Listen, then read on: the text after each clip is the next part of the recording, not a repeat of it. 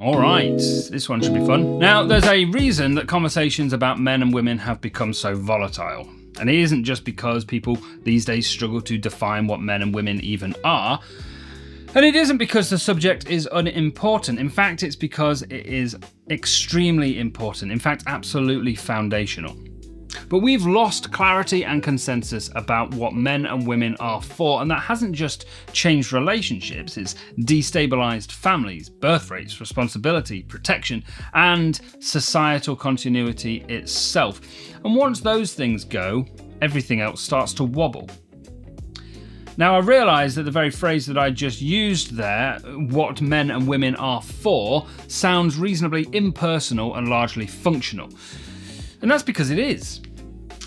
See, whilst we are individuals with feelings and opinions and experiences and all that fun, fluffy stuff, we are also members of a society. And a society functions when its members acknowledge their role and responsibility as it pertains to the building and the functioning of that society. Otherwise, the society that we're in, that we all rely on for survival, will collapse. And then we all lose. Put it this way, if we're not going to build society, then who will? No one. It will fall. And so we had better very quickly discover what needs to be done to build and maintain a strong society, and then implement and do those things. Now that sounds like a big and impossible task, but fortunately, we have a head start. Up until about 5 minutes ago, the roles of men and women were not invented by ideology, but they emerged from reality, from biology, from necessity, from survival. Men, broadly speaking, are built for external responsibility, protection, provision, risk mitigation, defense of the group. And women, again, broadly speaking, are built for internal formation, nurturing, pregnancy, bonding, shaping the next generation at its most malleable stage.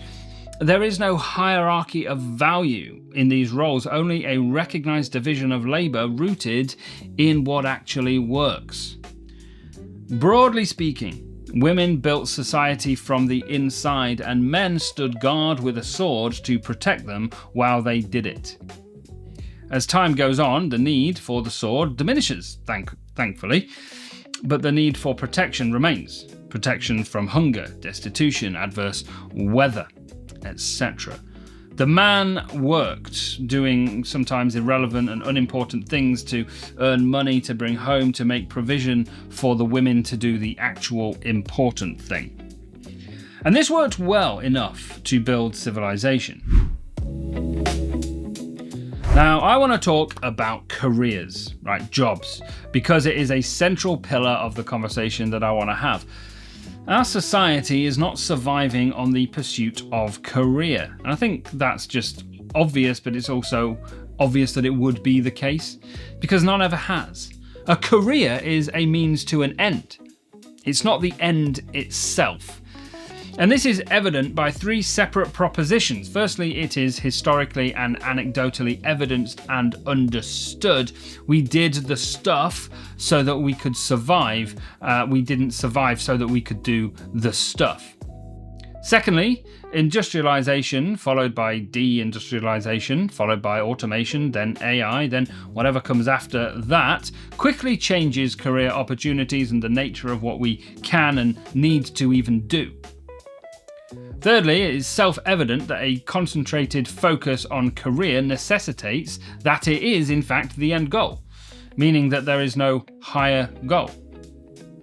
And yet, any society actually survives by its ability to propagate, reproduce, and be productive in multiplication. That's, I think, just obvious to most of us.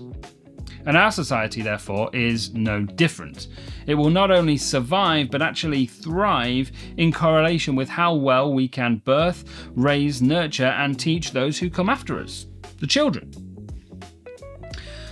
Now, you can probably see where this is going and the trajectory of the conversation, so let me just start by saying this. I'm not saying that women shouldn't work.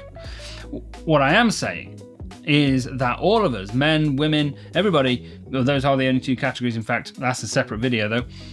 What I am saying is that all of us need to reframe our lives based on what is best for society, not what is best for us as individuals. Raising the next generation and building society isn't a side quest, it is our main storyline.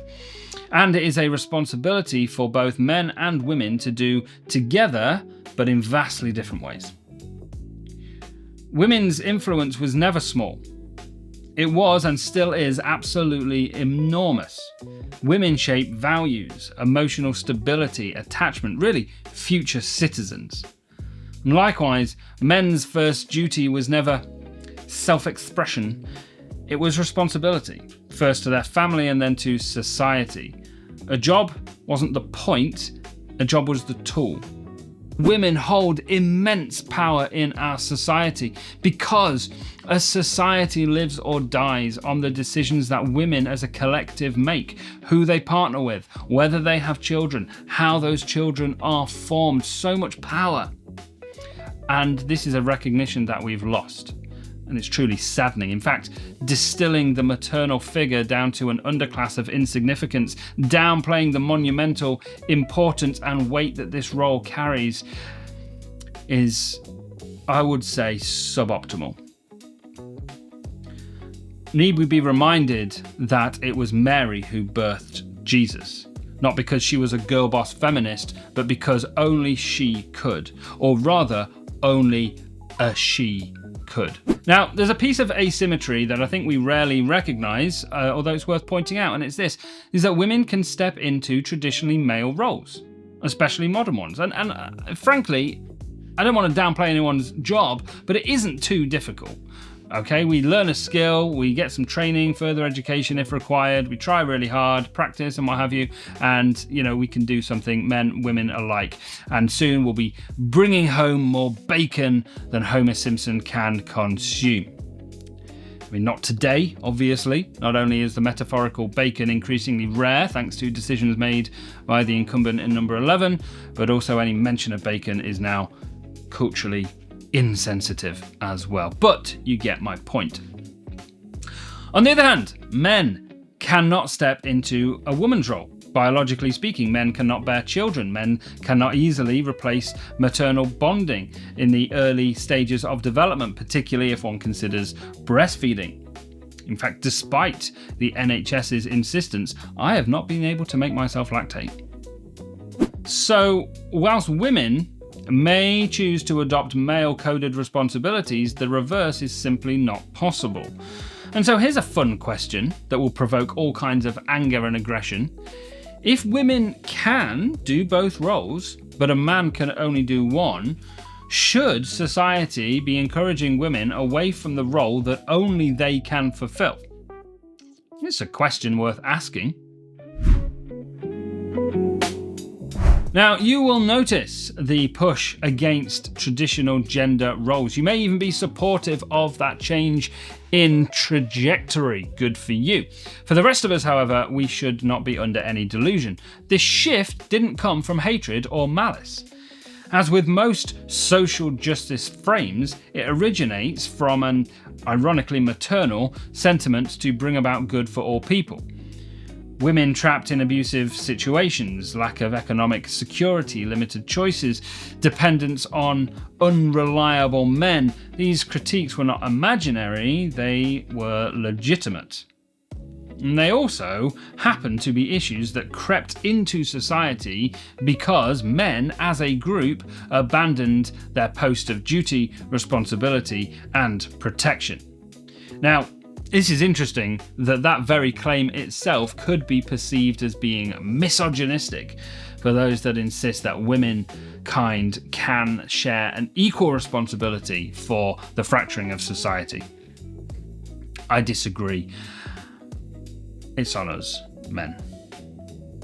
We created the conditions in which women felt the need to choose this direction. The abuse of power is on us. The unreliability is on us. The complacency that led to arrogance is on us. The belittling of the maternal role in society is on us. The perversion, exploitation, and abuse is on us. We failed to uphold the position that women held, and so they didn't want it anymore, and that is on us. Starting to sound like a Gillette advert.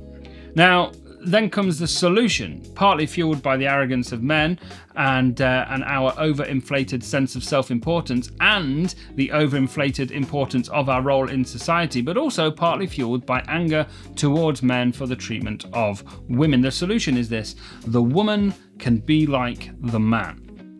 Somehow, both men and women concocted this idea that the role of going out to earn the bread was more important than feeding that bread to the next generation. It isn't, and it never was. Now, I think I've been fair enough in placing blame for this cultural epoch on the men, in fact beginning to sound a bit like a Gillette advert, and there is still more to come, but women are not entirely without scrutiny. Is it merely coincidence that it was only when a man's role in society to protect and provide became significantly less dangerous and physically demanding that women wanted to co-opt the position? As the sword turned into the plough, and the plough turned into the wrench, and the wrench turned into the keyboard, only then did women, on the whole, there have always been historic outliers, but on the whole, turn to the man's societal role, when it became more comfortable. Now, there is also correlation in the modern economy, of course. Dual incomes are often not a preference but a necessity these days, driven by housing costs, inflation, the policy choices that have made single income families incredibly rare. And we have the state to thank for that. Now, if someone were conspiratorially minded, they might suggest that the widening of the workforce to all people effectively doubled the tax income, furthering the state's power and authority, which itself feeds into the state's grip on the populace. No longer does society look after itself, but now all in society are looked after by the state. As I say, only a conspiracy theorist would suggest such a ridiculous notion. Now, if you hear out the feminist perspective as it pertains to societal roles, you'll hear valid arguments. Why should women be constrained to homemakers and mothers, while men can do all they want to do? And that is a reasonable question. There is a disparity between what men and women traditionally do, and that disparity is unjust and must be corrected. However, it relies on two implied premises, both of which are value related. The first being that our value as individuals is derived from the immediate and calculable value that we input into society in a hard-skilled manner. We therefore look to create as much of this visible value as possible. Which feeds into the second premise that the roles, jobs, and careers in society that add value are ranked and ordered according to their required skill level and wider societal impact. And if an individual's value is indeed derived from these ideas, then it is easy to understand the modern viewpoint. Historically and traditionally, women have not had widespread access to these types of roles. Therefore, according to this view, they have not had access to that which gives them value. I don't challenge that conclusion. Men and women should have equal access to that which gives them value or self-worth. What I reject is the underlying premises entirely. I reject the idea that being a doctor, lawyer, engineer, or whatever else adds more value to society, and I therefore reject the idea that these positions afford more value to the individual. Picture a lowly bus driver, a societal role that is perhaps not particularly high on a ranked list of value-adding roles, but the bus driver does his shifts, he earns the money he can, and then he goes home to eat dinner with his family, kick a ball around with his son in the garden. He teaches his kids the values of life, and he impresses on them the morals and frameworks by which family and society are built. Picture a second individual, a highly successful surgeon known for being the best surgeon perhaps in the city, surgical wizardry to rival no other. She's a powerhouse of medical marvel. She spends evenings and weekends at work, earning unbelievable amounts of money, honing her skills and doing great work. She misses dinner most nights, and her kids are in bed by the time she gets home, and on the weekends, she's too tired to engage with them. Who do you think adds more value to society? Now, your answer to that question determines where the perceived injustice is. Now, these are exaggerated scenarios, of course. It is possible to not be quite such a workaholic and still outwork a successful career, but only to a point. One area must always take precedence in our lives, and this isn't just for women. This is for all of us. What is our first calling? What am I first? A software developer, business owner, church pastor, or perhaps a husband and father? Everything I do in whatever role I find myself in is by necessity. It serves my primary role, and if I can do that role better without those other things getting in the way, then I would, but I can't. Instead of correcting where we have deviated from the framework, we have erased the framework altogether. Roles have been reframed as oppression, differences in justice, trade-offs are tyranny, and pursuit of freedom has become slavery.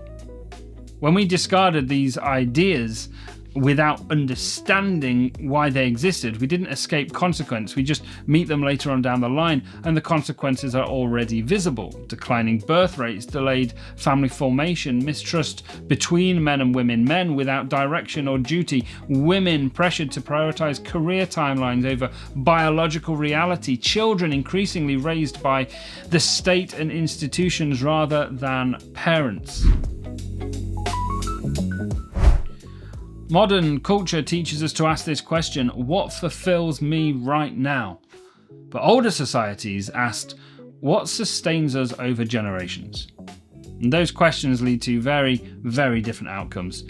A civilization that prioritizes individual optimization over generational continuity will feel free, right up until it collapses under its own weight. Because freedom without responsibility doesn't remain freedom, it becomes fragility. Now, this is not a call to go back in time, rewind the clock, adopt the times of the Victorians or what have you. It's a call to discover wisdom. Wisdom to say that some roles perhaps exist because reality demands them. Some sacrifices are meaningful. Some limits are protective, not oppressive. And some paths are harder, but more valuable. For men, our first duty is not career status, it is protection and provision, starting with our own family. For women, your role is not smaller, it's absolutely foundational. I would say more important. But I believe in equality. No promotion, however impressive, replaces what only you can do, only what you can give at the most formative stages of human life. That doesn't mean every woman must do the same thing, but it means society must stop pretending that all choices are equal in consequence. The real question is not, can we break free of traditional roles? Because we've done that, happy days. The question is, are we strong enough to live with the outcomes? Because civilization is not maintained by good intentions, it's sustained by truth, responsibility, and sacrifice we no longer like to name.